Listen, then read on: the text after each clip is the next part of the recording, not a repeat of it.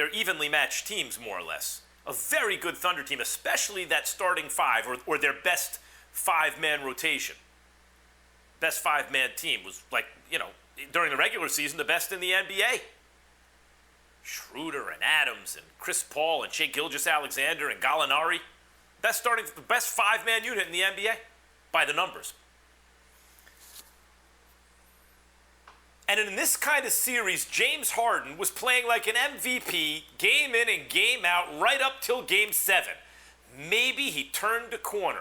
And then in Game 7, a 20-year-old undrafted rookie ate his lunch, gave him that work, defensively shut Harden down. Harden was awful.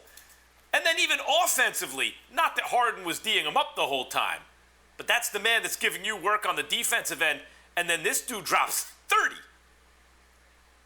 A 30-piece while he's shutting you down, and I'm thinking to myself, James, don't do it. Why are you doing this to yourself? Don't do it to me. I'm not trying to come out and say negative things about you. I want James Harden to win a championship before he's done. Because I know we have this, especially this basketball culture. I'm trying to think of how to center myself on this screen here. Now, what happens if I move this way? Am I going? There we go. Look at that. Did it all by myself, Raj.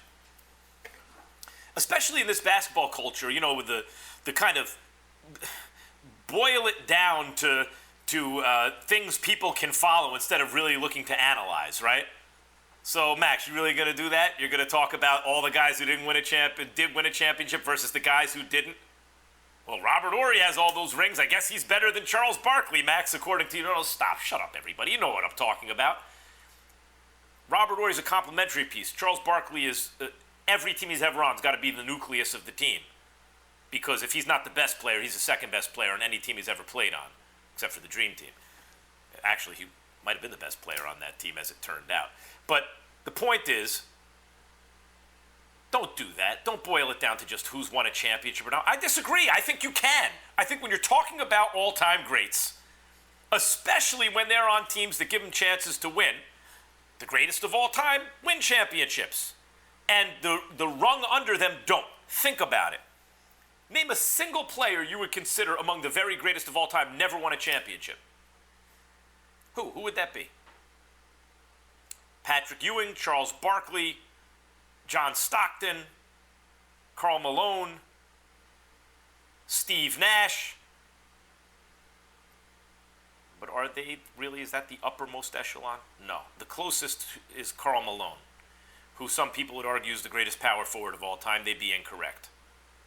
If he was, by the way, and it's tautological, but if he were the greatest power forward of all time, and he's playing with one of the greatest point guards ever, and Hornacek, who's a legitimately great player at his best, and a great coach, why don't you have a single championship? It's because he's not really in that uppermost echelon. So yeah, it's important for James Harden to succeed in the playoffs, and I didn't want to come out here and say, today, James Harden, boy, he blew it again. What did I tell you? He's the biggest choker of the era.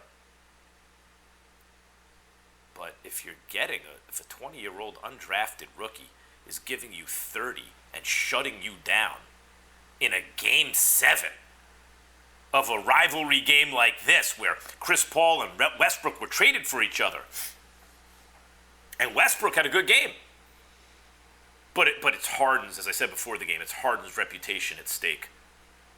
And with all of that about to just be a laughingstock, he saves the game by blocking a shot.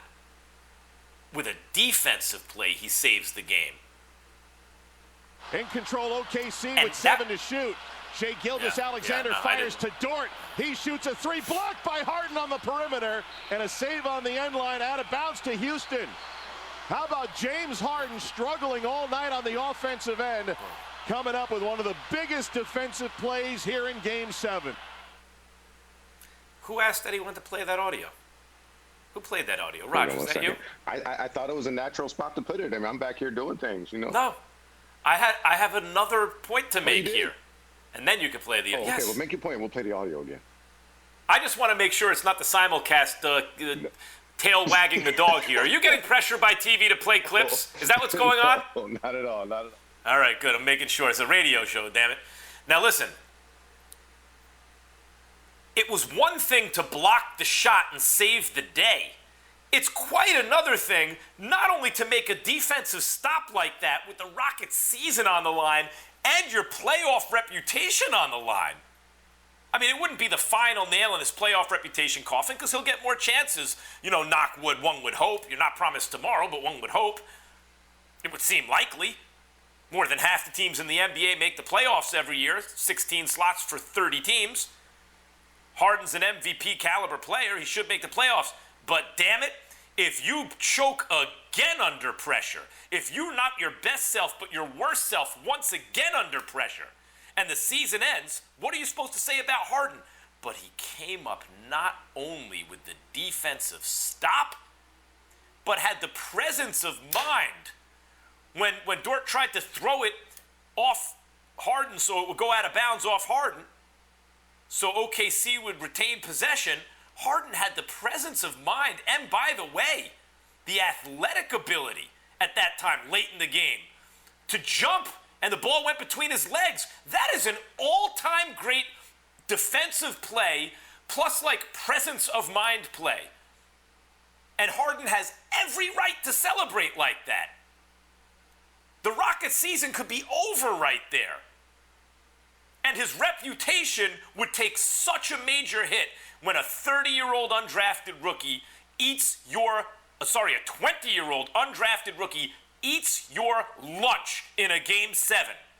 Yet another Game 7 collapse from Harden. He wasn't having it. He willed his team at the end. He snatched victory from the jaws of defeat, and Harden has every right to celebrate like that. Thank you for watching ESPN on YouTube. For live streaming sports and premium content, subscribe to ESPN+.